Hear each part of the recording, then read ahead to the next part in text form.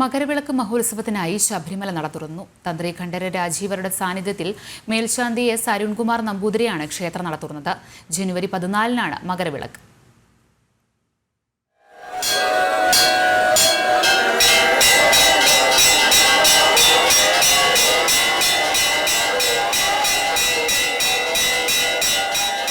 ഭക്തിസാന്ദ്രമായ നിമിഷങ്ങൾ, ശരണമന്ത്രമുഖരിതമായ അയ്യപ്പ സന്നിധി.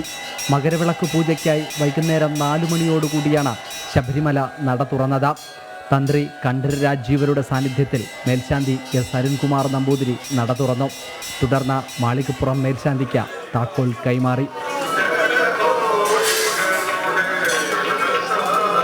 തുടർന്ന് 18-ാം പടിക്ക് സമീപമുള്ള ആഴിയിൽ അഗ്നി പകർന്നതോടെ മകരവിളക്ക് മഹോത്സവത്തിലേക്കായി തീർത്ഥാടകർ 18-ാം പടി ചവിട്ടി ദർശനം തുടങ്ങി.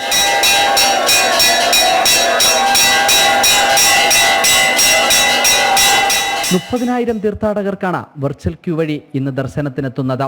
ഇതര സംസ്ഥാനങ്ങളിൽ നിന്നുള്ള അയ്യപ്പ ഭക്തരുടെ തിരക്ക് കണക്കിലെടുത്ത പമ്പയിൽ 10 സ്പോട്ട് ബുക്കിംഗ് കൗണ്ടറുകൾ പ്രവർത്തിക്കുന്നുണ്ട്.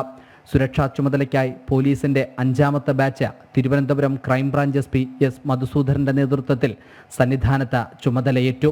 മകരവിളക്ക് മഹോത്സവത്തിനായി ശബരിമല സന്നിധാനം വീണ്ടും ശരണമന്ത്രമുഖരിതമായി. ഇനി അയ്യപ്പസ്വാമിയുടെ മകരജ്യോതി കാണാനുള്ള കാത്തിരിപ്പാണ്. ലക്ഷോപലക്ഷം വരുന്ന അയ്യപ്പ ഭക്തർ. സന്നിധാനത്ത് നിന്നും ബിപിൻ ആലുവയ്ക്കൊപ്പം അഖിൽ പാലോട്ടുമഠം, ജനം, സന്നിധാനം.